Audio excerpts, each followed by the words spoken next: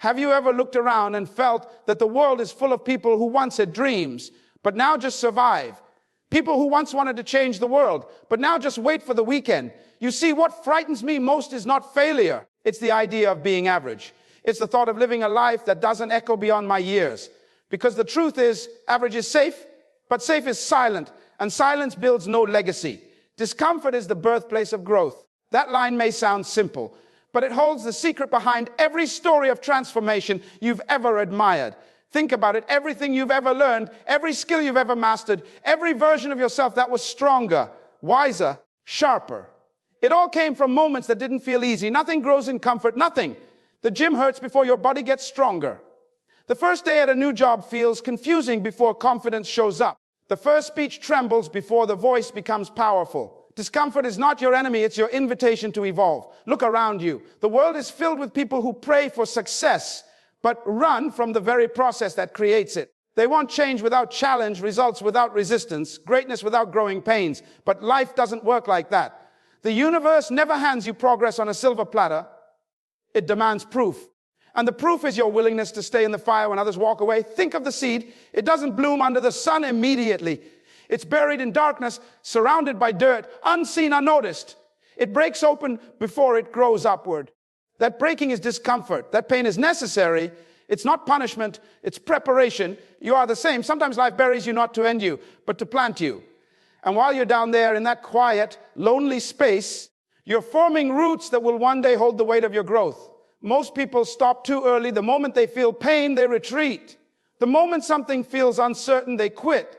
They forget that the muscle only grows after it tears, that diamonds are formed only under pressure. And then they wonder why they stay the same year after year.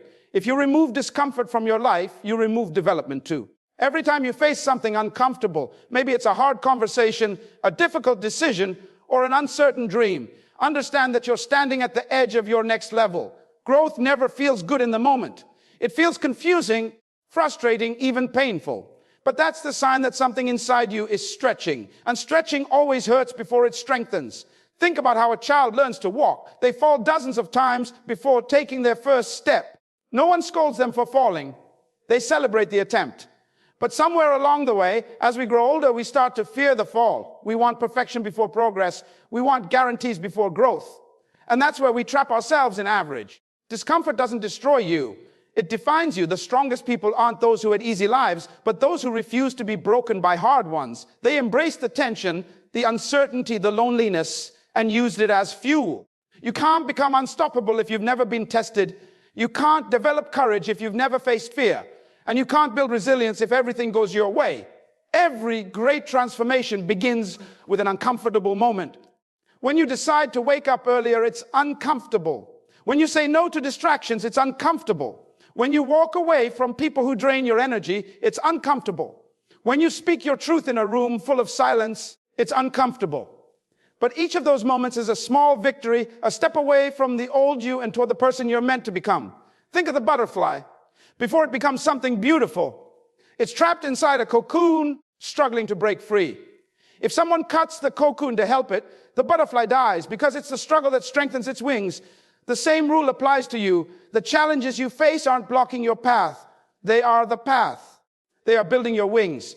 You must learn to find comfort in discomfort, to see pain as a teacher, not a punishment. When your body is tired, when your mind says quit, when everything in you wants to stop, that's the exact moment your growth begins. Your mind will try to protect you, whispering, take it easy, stay safe, don't risk it. But you have to remind yourself that safety is the slowest form of self-destruction. In daily life, discomfort is everywhere. When you're learning a new skill, trying to save money, pushing yourself to study when you'd rather scroll your phone, speaking in public, or simply saying no when you've always said A's. Each of these moments feels small, but together they shape the kind of person you become. Every time you choose discomfort over comfort, you're voting for your future self. Remember that the pain of discipline is temporary, but the pain of regret is eternal. You can either sweat for a few months to transform, or you can suffer for years wondering what could have been. The choice isn't between easy and hard. It's between now and later. You will feel discomfort either way. The difference is what it gives you. So the next time you feel resistance, when life feels heavy, when progress feels slow, don't curse it, lean into it. Tell yourself, This is what growth feels like. Let the discomfort remind you that you're alive, that you're moving, that you're becoming. It's not there to stop you. It's there to shape you into someone who can handle the blessings you've been asking for. Greatness never visits those who hide in comfort. It only finds those who dare to step into discomfort and stay there long enough to transform, because in the end, pain passes, fear fades, and what remains is strength, quiet, powerful, unshakable strength, born from every moment you refuse to run from discomfort and instead decided to grow through it. Your circle defines your ceiling. The people around you are either pushing you forward or pulling you down. There is no neutral company. Every person you allow close to you either feeds your growth or feeds your doubt. If you walk with 5 dreamers, you'll become the 6th. If you walk with 5 complainers, you'll complain just as loud. We become reflections of the environment we choose, whether we like it or not. Have you ever noticed how your energy changes depending on who you're around? There are people who make you believe you can do anything, and there are people who make you question if you can do anything at all. That's not a coincidence. Energy is contagious. Mindset is contagious. Ambition is contagious. And so is mediocrity in life. We often underestimate the silent power of proximity. You don't have to tell a fish it's in dirty water for it to start dying slowly. It just does. The same goes for humans. You can have all the talent in the world, but if you stay in an environment that doesn't challenge you, that doesn't hold you accountable, that doesn't inspire you, you'll start shrinking to fit in. Comfort will disguise itself as peace. And before you realize it, your potential will be sleeping. Think about your 5 closest people. How do they talk when they're tired? Do they speak about giving up or getting better? How do they respond when something goes wrong? Do they blame or do they build? Because those answers will tell you your future. Your circle isn't just your friends, it's your mirror. When you look at them, you're looking at who you're becoming. If you spend time with people who gossip, complain, and settle, you'll start doing it too. Not because you're weak, because human nature seeks harmony. Your mind wants to blend in. It's easier to match energy than to stand out. But greatness requires standing out. It demands that you become uncomfortable enough to outgrow people who have stopped growing. Sometimes that's the hardest part of success, not the work, but the loneliness that comes with elevation. You'll have to walk away from circles that once made you laugh because you realize they no longer make you grow. You'll have to say no to conversations that go nowhere. You'll have to protect your energy like it's your last breath.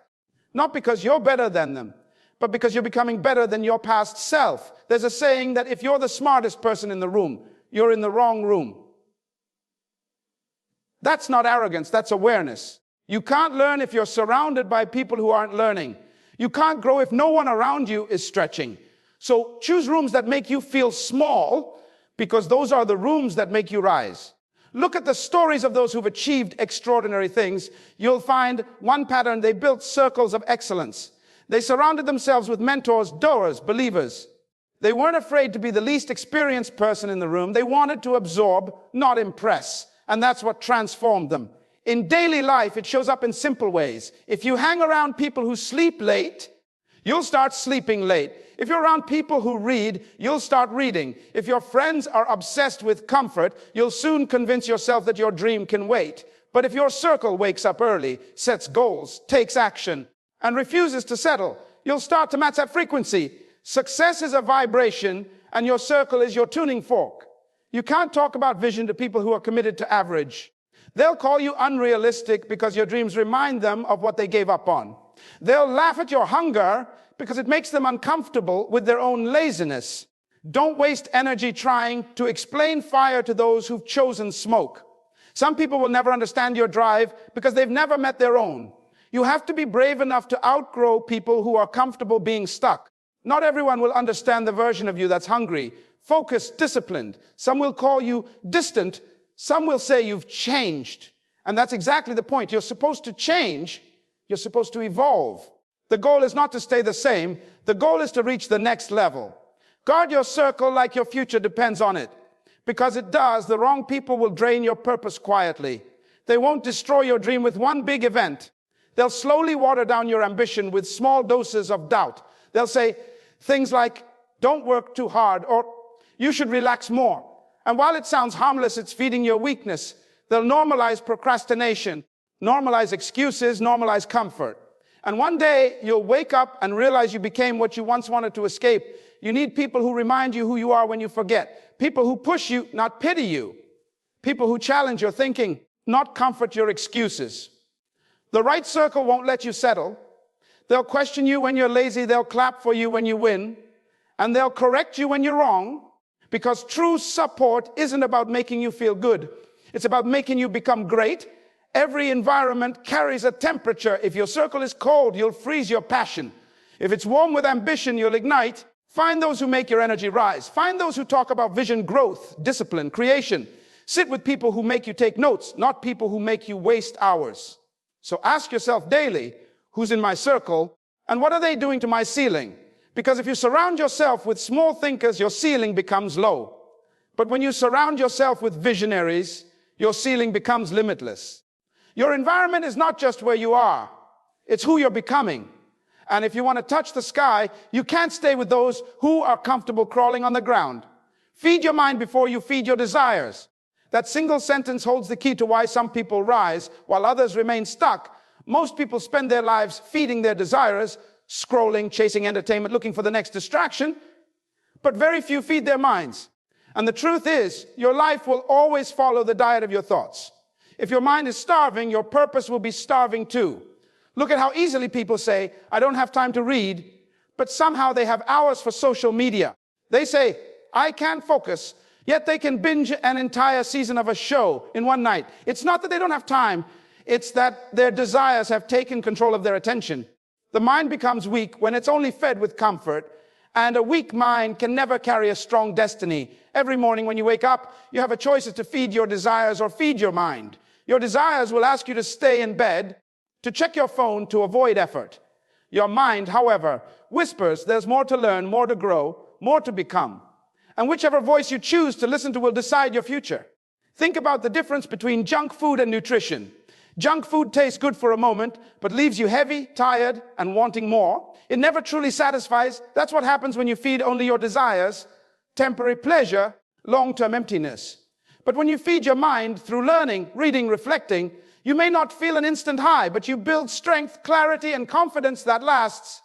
Every successful person you admire has mastered this simple truth. They didn't wake up motivated every day. They trained their minds. They fed their thoughts with discipline, knowledge, and purpose until success became a natural result. You can't control every circumstance, but you can always control what you consume mentally. Your mind is like soil. It grows whatever seeds you plant. If you plant distractions, you'll harvest confusion. If you plant knowledge, you'll harvest wisdom. The problem is, most people don't realize that every piece of content they consume shapes them. Every video, every conversation, every book, every environment, if it's all food for your mind, if you spend your days feeding on negativity, gossip, and comparison, don't be surprised when your life begins to feel small. The mind mirrors what it consumes. Think of a student who chooses to read 20 minutes a day while everyone else is lost in entertainment. At first, it looks like nothing. No one notices the difference in a week. But over months and years, that small act builds a mental empire. The same applies to your thoughts. The more you feed your mind with ideas that challenge you, the less you become controlled by desires that distract you. Every time you choose to learn, instead of scroll, reflect instead of react, plan instead of complain, you're building a sharper, stronger, more resilient mind. And that mind will one day give you the life others only dream about. Desires are loud, they shout for attention, they demand comfort, they want everything now. The mind, on the other hand, speaks quietly, almost like a whisper. It asks you to be patient, to be focused, to delay gratification. And that's where the battle begins. Most people lose that battle because they mistake desire for freedom. They think doing whatever they feel like is living freely. But true freedom is not doing what you want, it's having control over what you want. Imagine two people. One spends his nights watching meaningless content, laughing at nonsense, feeding every craving. The other spends that same time reading, thinking, practicing a skill. At first, they seem equal. After a year, the difference begins to show. After 5 years, the gap becomes massive. One has discipline, vision, and peace. The other has regret, confusion, and dependency. The only difference was what they fed their minds. When you feed your desires before your mind, you end up chasing short bursts of happiness. You scroll for dopamine, eat for comfort, talk for validation, and live reacting instead of creating. But when you feed your mind before your desires, something powerful happens. You begin to see differently. You start questioning your patterns. You stop needing approval and you start seeking growth. In daily life, This shows up in small decisions that shape big outcomes. When you wake up, instead of checking your phone, read something that uplifts your thoughts. Instead of gossiping at work, listen to an idea that improves your focus. Instead of wasting hours comparing your life to others online, study something that helps you build your own. It's not about being perfect. It's about feeding the right thing first. Your desires will always want the easy way, but the easy way never builds a legacy. When you feed your mind first, you begin to see the world differently. You start seeing opportunities where others see problems. You start understanding that discipline is not suffering, it's freedom. The more you learn, the less you're controlled by impulses. And the less you're controlled by impulses, the more powerful your life becomes. Most people live in reverse. They wake up feeding emotions, not thoughts. They feed the urge to check notifications, to eat junk, to avoid effort. And then they wonder why their days feel chaotic, why motivation fades so fast. The truth is, you can't pour wisdom into a full cup of distraction. You must empty the noise before you can fill it with purpose. The mind is your greatest weapon, but like any weapon, it becomes dangerous if left untrained. When you feed it right, it becomes your shield against negativity and doubt. It helps you stay calm when others panic, patient when others rush, focused when others get lost. Feeding your mind builds a strength that no circumstance can shake. So every morning, before you feed your body, before you feed your emotions, before you feed your desires, feed your mind.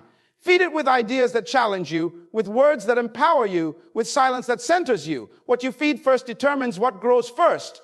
And if your mind grows before your desires, your future becomes unstoppable. Don't mistake activity for purpose. That line can change your entire life if you let it sink in.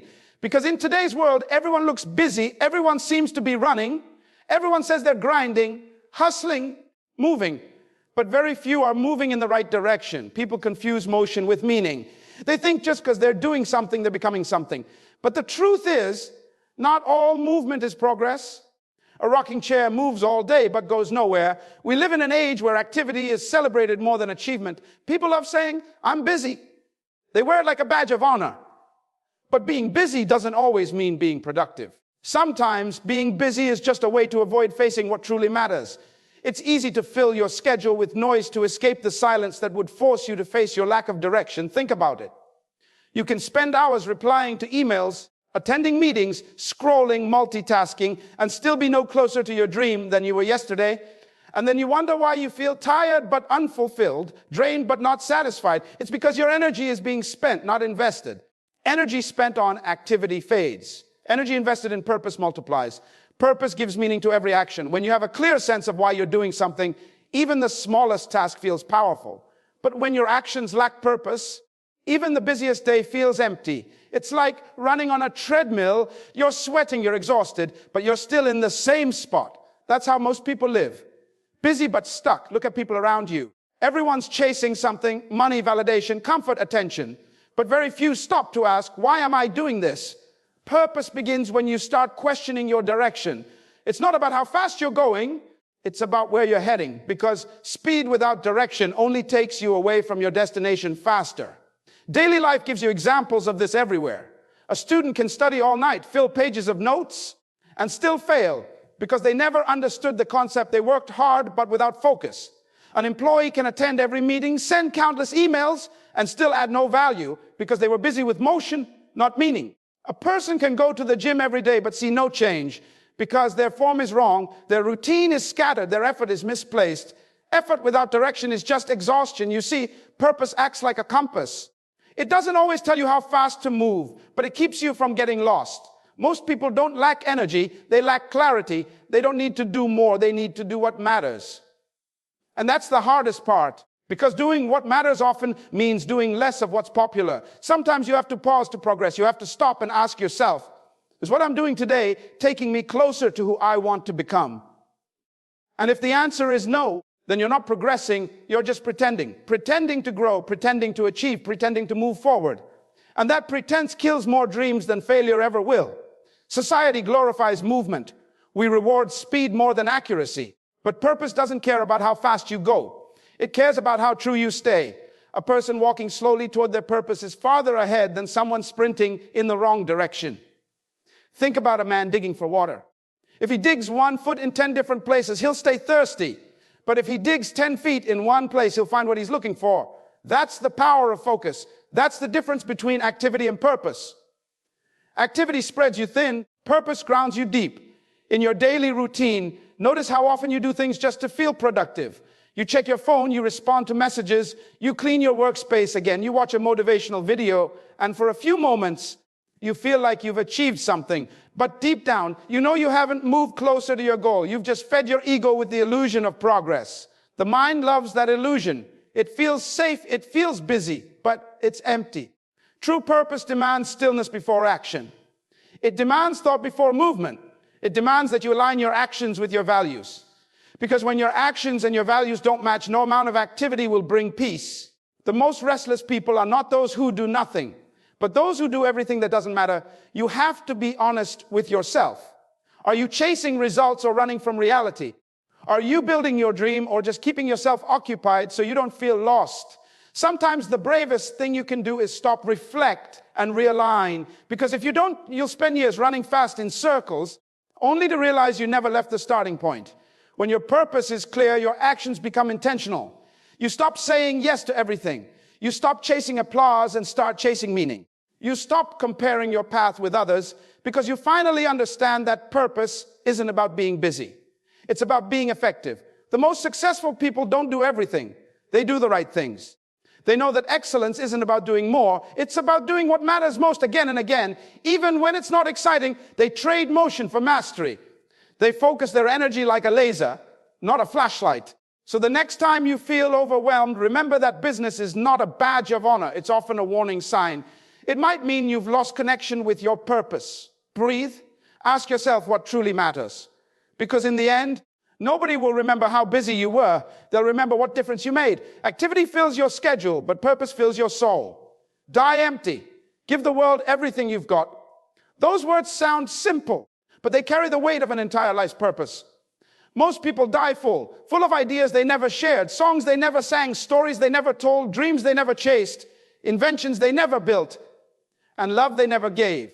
They leave this world with their potential still locked inside, waiting for a moment that never came. But the truth is, the graveyard is the richest place on earth. It's filled with unwritten books, unfinished projects, unspoken words, and unrealized potential. That's why you must make a decision now, not later, to die empty. Dying empty doesn't mean burning out. It means pouring out. It means giving everything you have while you have time. It means refusing to let fear, laziness, or doubt bury your gifts while you're still alive. Your ideas don't belong to the grave. They belong to the world. And the tragedy is that most people spend their entire lives waiting for the right time, not realizing that the right time is right now. How many times have you told yourself, I'll start when I'm ready. I'll try next year. I'll share my idea once it's perfect. And yet days turn into weeks. Weeks turn into years. And one day you look back realizing you've been preparing for a life you never lived. The truth is there will never be a perfect moment. There will never be a time when everything aligns. Life rewards action, not hesitation. Think of the artist who hides their paintings because they fear judgment. Think of the writer who never publishes because they're scared it's not good enough. Think of the person with a brilliant idea who never speaks up in a meeting because they think someone else is smarter. All of them die full of brilliance, full of dreams, full of what if. To die empty is to live without reservation. It's to wake up every morning asking, what can I give today? Not what can I get? It's shifting from consuming life to contributing to it. It's about realizing that your talent, your energy, your voice, none of it is meant to be kept. They're meant to be released, expressed, and shared before time runs out. Every single one of us has something valuable inside. Maybe it's an idea, a skill, a vision, or a message. But potential means nothing if it stays unused. Potential is like a battery. It's only powerful when it's drained. A full battery is useless unless it's spent powering something. Your potential is the same. Don't die with a full battery. There's a moment in everyone's life where they start to feel the clock ticking louder. When you realize time isn't waiting for you, the world isn't waiting for you, and opportunities don't come twice. That moment can be terrifying, but it's also freeing. Because once you truly understand that your days are limited, you stop wasting them. You stop living half awake. You start writing that book, launching that project, saying those words, chasing that dream. In daily life, this shows up in small choices. You hold back from expressing your ideas in class because you're scared of being wrong. You don't apply for the position you want because you fear rejection. You don't tell someone how much they inspire you because you're afraid of sounding emotional. But every time you hold back, you bury a part of yourself alive. You're adding another dream to the graveyard. You don't have to be extraordinary to make an impact. You just have to stop hiding what's inside you. The world doesn't need perfection. It needs authenticity. The people you admire weren't the smartest or the strongest. They were simply the ones brave enough to share their gift before it was too late. There's something haunting about the thought that you could die with your best work still inside you. Imagine leaving this world knowing you had one more idea that could have changed someone's life, one more word that could have lifted someone's spirit, one more act of courage that could have inspired a generation. But you never did it because you thought you had more time. No one does. Life moves faster than we expect, and every day you wake up, you're given another chance to release what's in you. Not to impress anyone, but to express everything. To die empty means to live with urgency, not panic. It means to treat every day like an opportunity to empty the cup of your potential before it overflows and is lost. Think about a candle. Its purpose is not to stay whole. It's to burn. It's to give light while it exists. It knows that in the process of giving, it will disappear, but that's what gives it meaning. You're the same. You were not created to stay intact, untested, unspent. You were made to give light, to create, to lead, to speak, to build, to contribute until your flame has nothing left to burn. Most people wait for motivation before they move. But when you understand the idea of dying empty, you don't wait to feel ready. You move because you know you don't have forever. You move because you don't want your potential to turn into regret. You move because the fear of dying full is greater than the fear of failing. You will never know how powerful your voice is until you speak. You will never know how capable your hands are until you build. You will never know how much your story matters until you tell it. And once you start giving everything you've got, you'll realize something beautiful. When you pour yourself out, life keeps refilling you. When you give your best, new strength appears. When you create from the depths of your heart, inspiration keeps coming. There's a freedom that comes from giving it all. Because when you die empty, there's nothing left to regret, nothing left unsaid, nothing left undone. And until that day comes, your mission is simple. Wake up every day and pour out everything that's inside you, no matter how small, no matter how scared, no matter how uncertain. When the last chapter of your life is written, make sure it says you gave everything you had. Make sure it says you left nothing behind, no dream unchased, no word unsaid, no talent buried. Make sure it says you lived with fire in your soul and purpose in your heart. Because one day, everything you worry about will fade. But what you gave to the world will remain. Your legacy isn't built in one grand moment. It's built in the quiet decisions to keep showing up, to keep fighting, to keep giving when no one's watching. People often say, one day I'll do it. But one day is not on the calendar. It's a mirage, a ghost, a whisper of a future that never arrives. The only real day you have is today. The only moment that matters is this one. Because the truth is, you don't have forever. Every sunrise is a reminder that time is lending you another chance to become what you were meant to be. So what are you waiting for? The world doesn't need another dreamer who never acts. It needs doers, believers, warriors who dare to put their heart into motion. Remember, the same storm that breaks some people builds others. The difference isn't in the storm, it's in the spirit. When life pushes you down, rise with the fire of someone who refuses to be ordinary. When you're tired, keep walking. When you're scared, keep speaking. When you fail, try again. That's how greatness is born, not in comfort, but in courage. Because comfort never made history, courage did.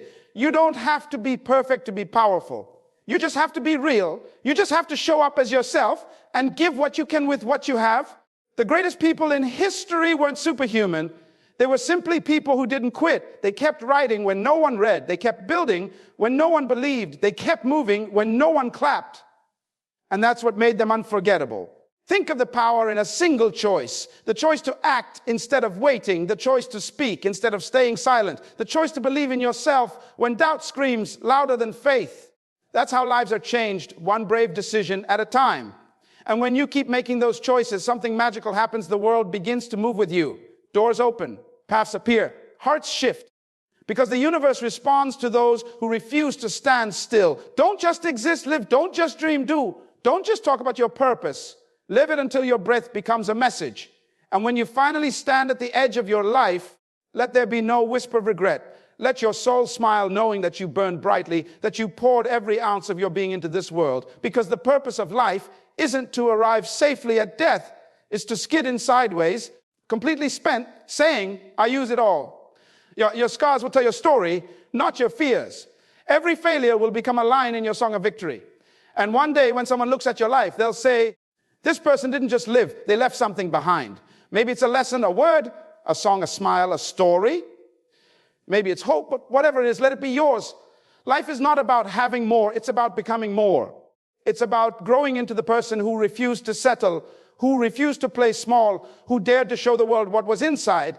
It's about giving your gift so completely that when your time comes, the universe looks at you and says, there's nothing left to take. They gave it all. So don't wait for permission.